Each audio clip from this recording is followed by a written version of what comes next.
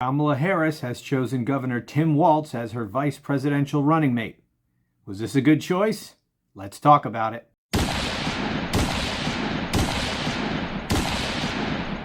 First of all, is this a good choice? Yes, I believe it is a good choice. And here's the truth of the choices she had before her. They were all good.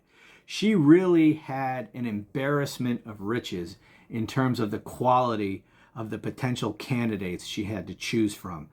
Any one of them, of the big names that you've been heard mentioned for the last week and a half, any one of them would have been a really good choice. Now, of course, each one of them brings different strengths. There is no perfect candidate. Every candidate has pros and cons, strengths and weaknesses.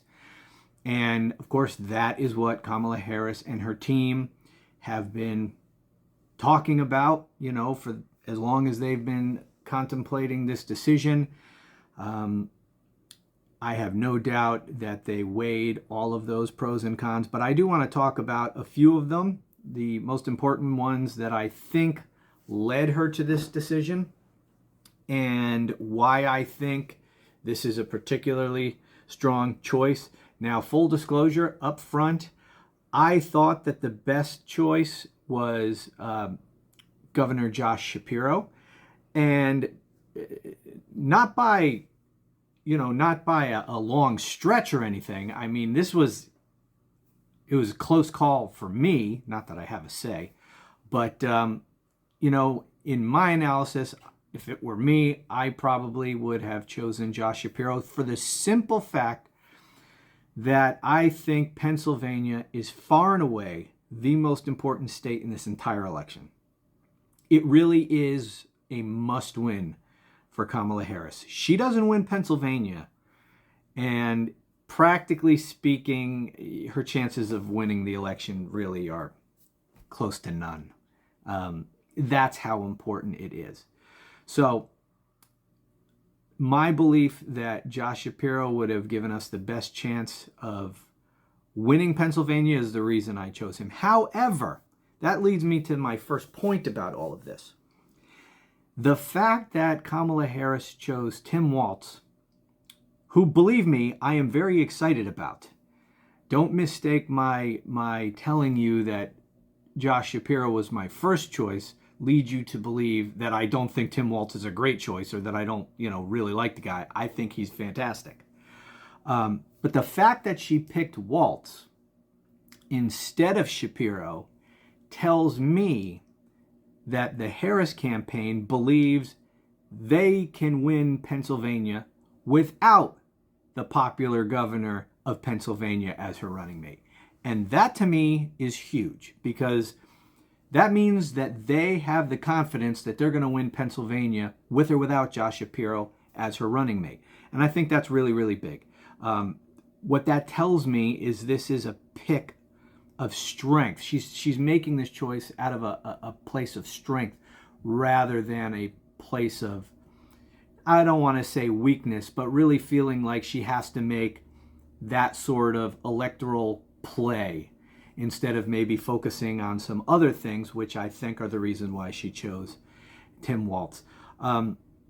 Josh Shapiro would have been great. There are many reasons to have chosen him, aside from the fact that he's the popular governor of Pennsylvania.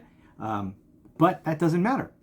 We now have Tim Walz. So let's talk a little bit more about him. So that's the first thing it says to me about him, is that she feels confident that she's going to win Pennsylvania. She doesn't need the Pennsylvania governor as her running mate.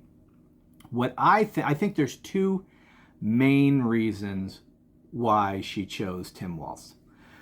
The first of which is Democrat Party unity. And this is huge, because look where we are right now. Right now, Kamala Harris, having been the de facto nominee for only 2 weeks. It's only been 2 weeks since Joe Biden dropped out.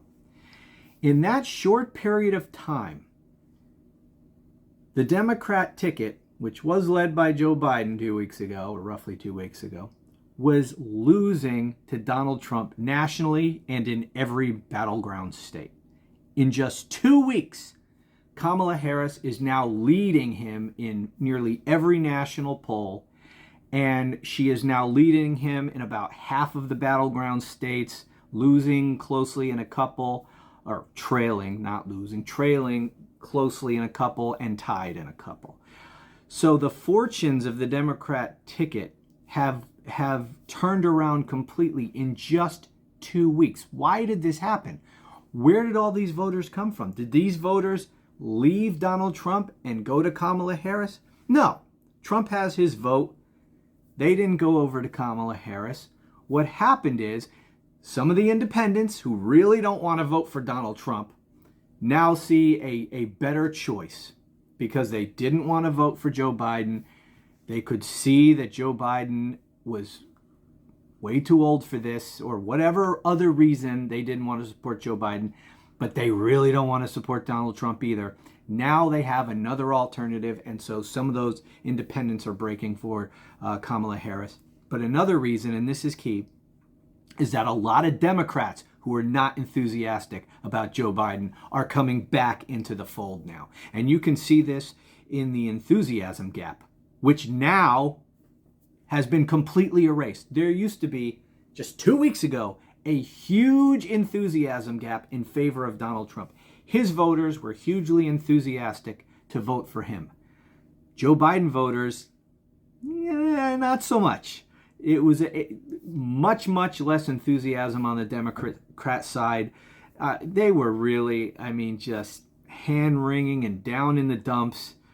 There was no energy on the Democrat side, with the ticket being led by Joe Biden, who, really wasn't campaigning. There was no fight in that campaign at all. We weren't taking it to Donald Trump. And Democrats and independents and, former Republican never-Trumpers like myself, we were just dying for some energy. We were dying for somebody to bring the fight to Donald Trump, to make the case against him. And when Kamala Harris ascended to the top spot, suddenly there was new vigor. There was an actual campaign. There was spirit. There was energy. And we had a candidate who was actually taking it to Donald Trump. Some of the ads that she has cut have been tremendous. Her stump speech about, knowing the kind, having been a prosecutor and dealing with all these criminals, so she knows Donald Trump's type and all this kind of stuff.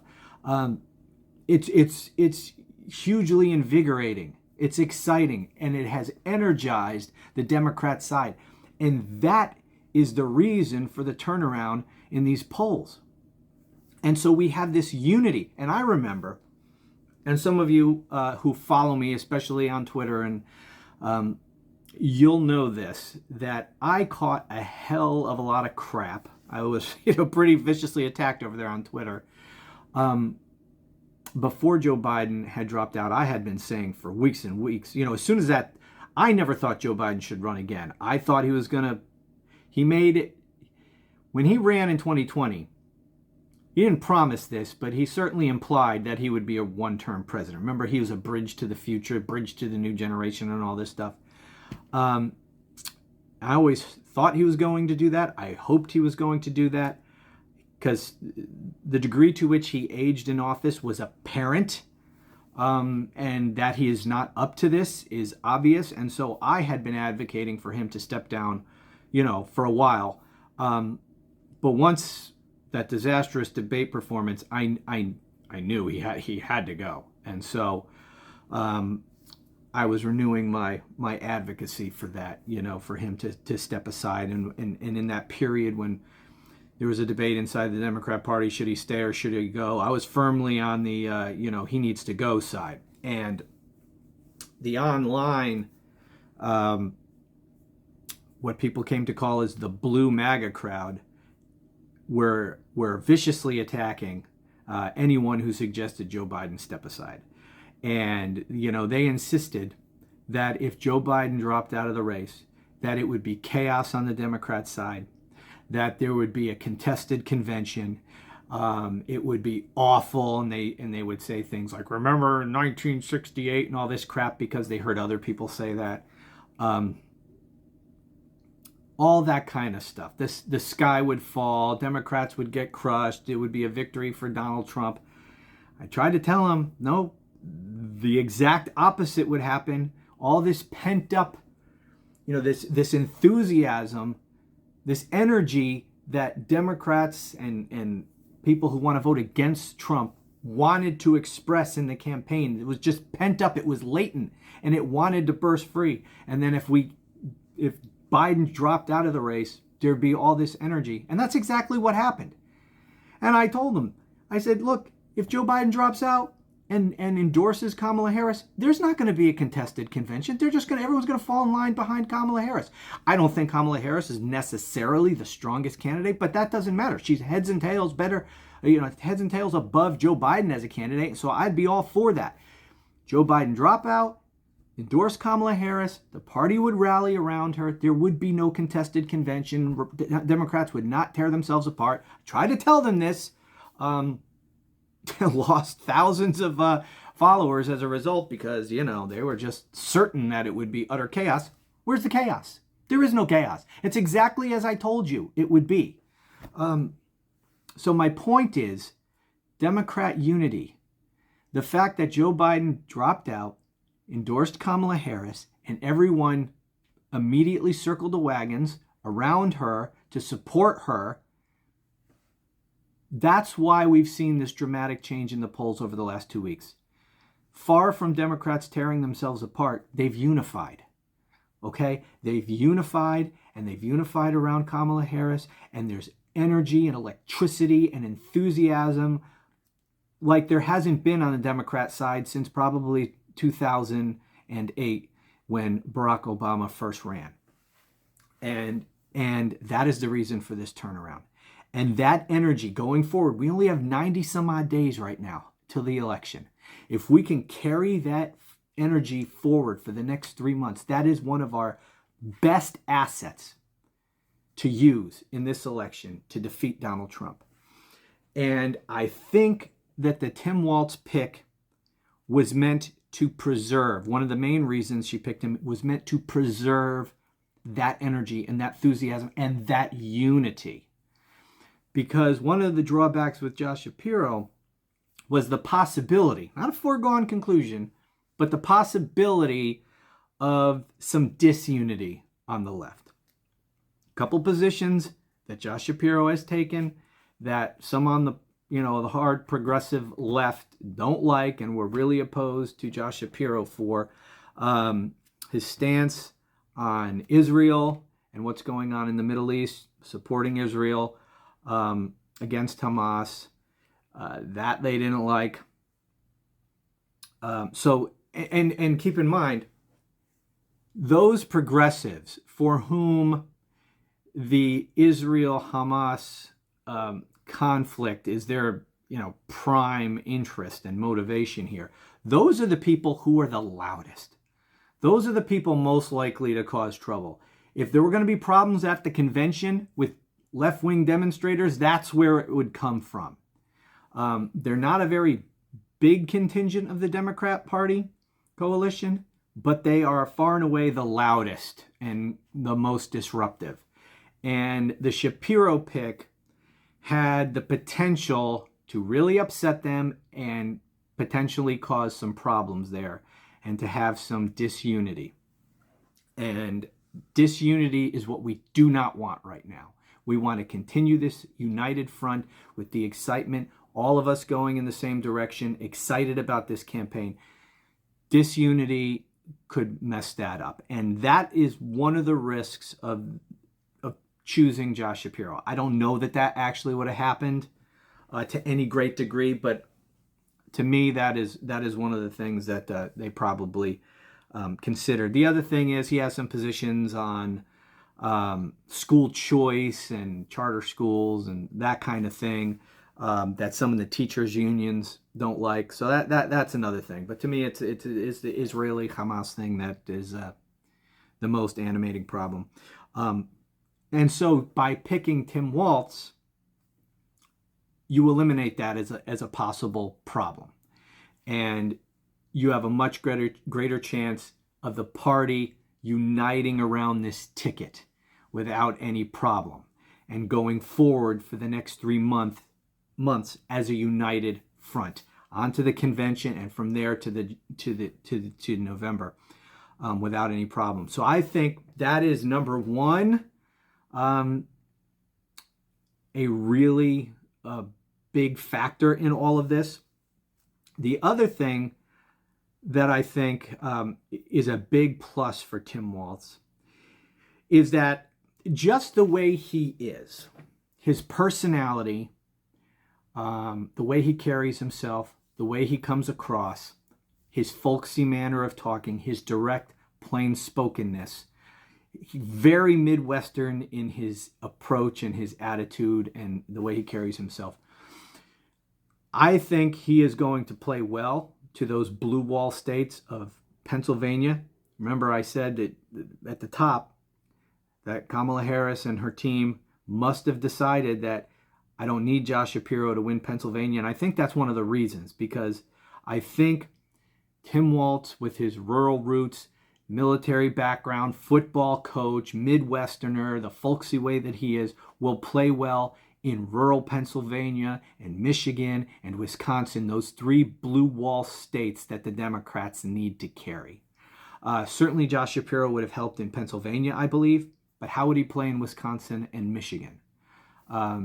Probably Tim Walz plays better there. But anyway, the way he is, I think will come across very well in those 3 states. And if she wins those 3 states, it's ball game. Democrats win Michigan, Wisconsin, Pennsylvania, we win this election. Now, the other thing about him and the way he is, I think Republicans are going to have a very difficult time doing to him what they try to do to everybody. And that is brand him as a left-wing, progressive, socialist, Marxist, communist, blah, blah, blah, blah, blah. The same crap they pull with everybody. And you're already seeing it. That's all they have. They're trying to make him. I just saw J.D. Vance calling him a left-wing San Francisco liberal. It doesn't even make any sense, but that's what he called them. They're gonna have a very hard time making that stick. Yes, he has some progressive positions. He has passed some things that are on the left side of things. He's a Democrat.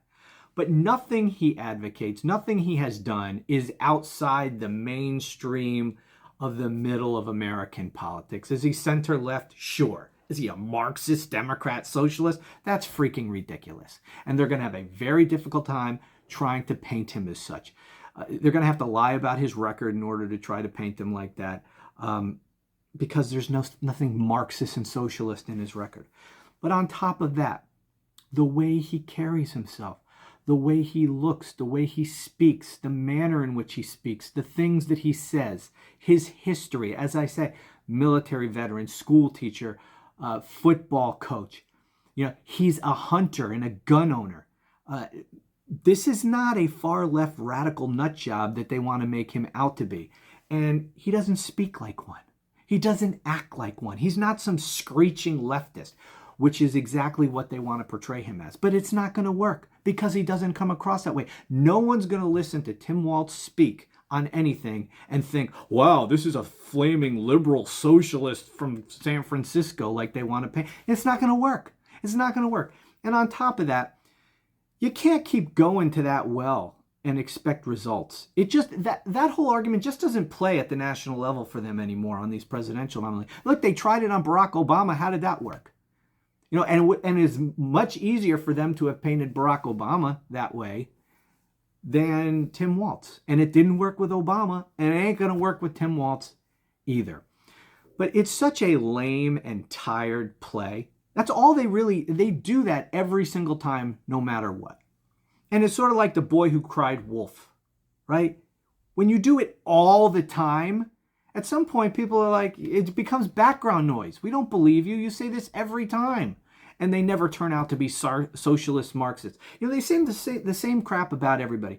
You know, I remember in the 90s, they would tell me, you know, that Bill Clinton was a Marxist socialist, and he hated the country, and he's going to destroy the country if we elect him. Same thing with Barack Obama. They said the exact same thing. He would destroy the country. He's a left-wing radical socialist Marxist.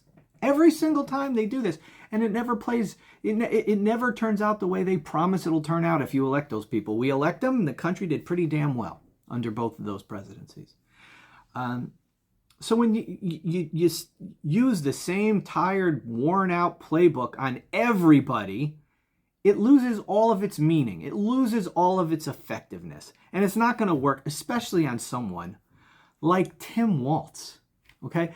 And is it Waltz or is it Walz? I honestly don't know. I'm saying Waltz, but whatever. Correct me if I'm saying his name wrong. And the other thing is, I think he's just going to be a great campaign asset. He is really, really good in interviews. He is really, really good in taking the fight to Donald Trump and to J.D. Vance. And one of the things I love about how he does it is he mocks them. And I've been telling you for a long time, we need to be mocking these people. They're buffoonish caricatures of people. They're crazy. They're weird.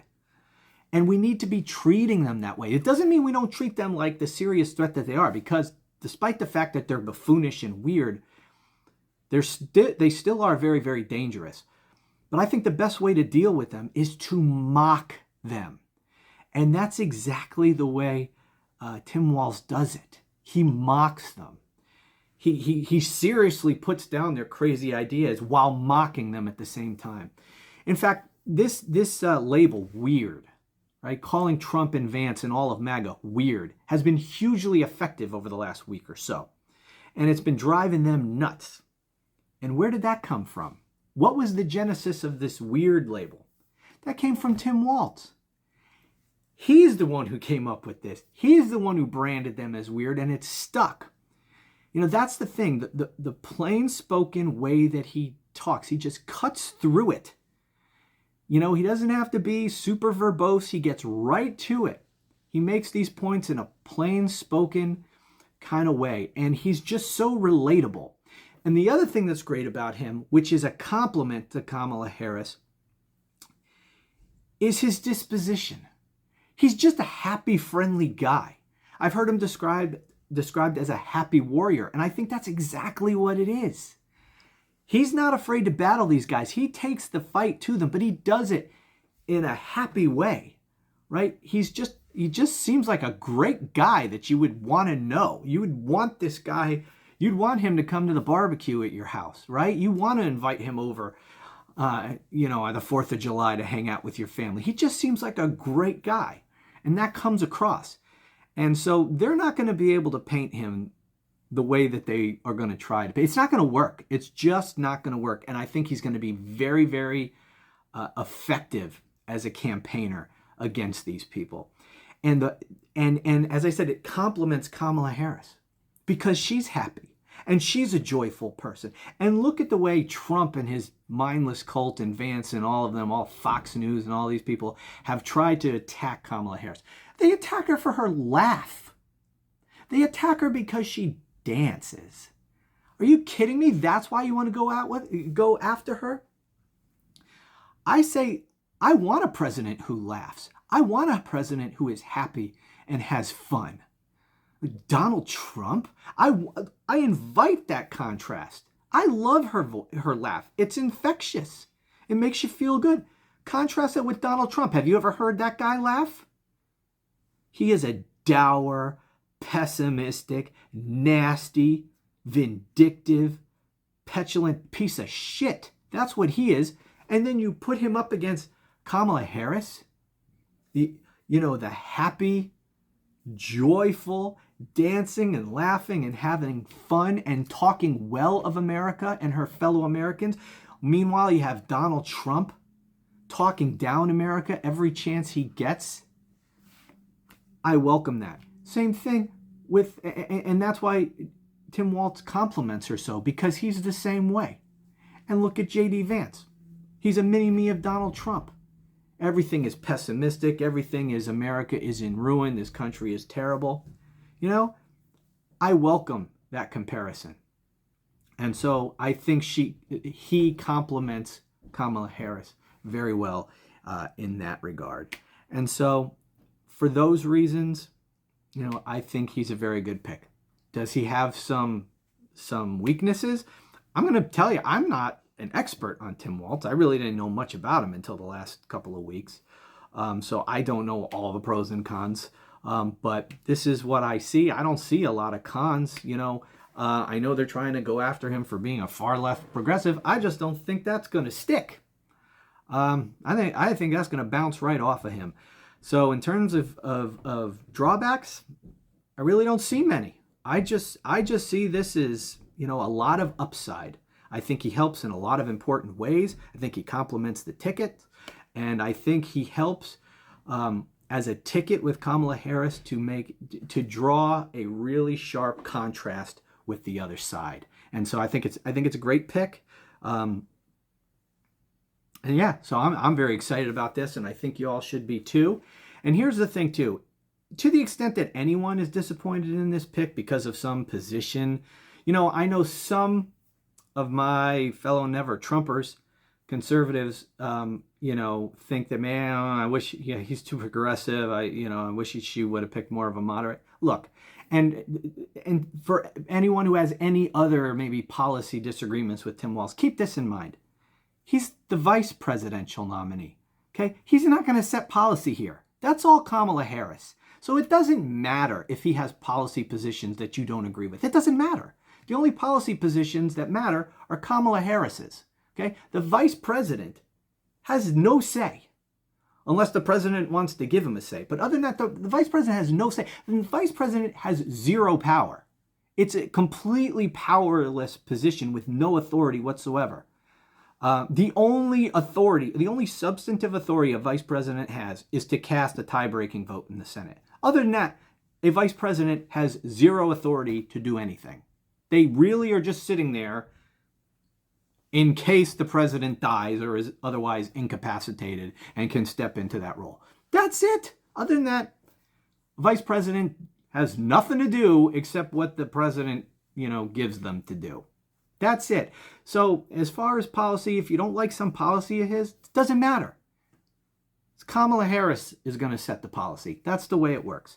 So anyways, those are my thoughts on Tim Walz. Tell me what you guys think. Leave comments. I do appreciate your comments. I don't respond to all of them. I need to be better about that. But I do read them all. So please leave your comments. I appreciate it. And so that'll do it for now. Thanks so much for watching. Please subscribe if you haven't done so already. Recommend this channel to your family and friends if you would. Help me grow this channel and expand this reach. And that's it. Be well, and I'll talk to you again soon.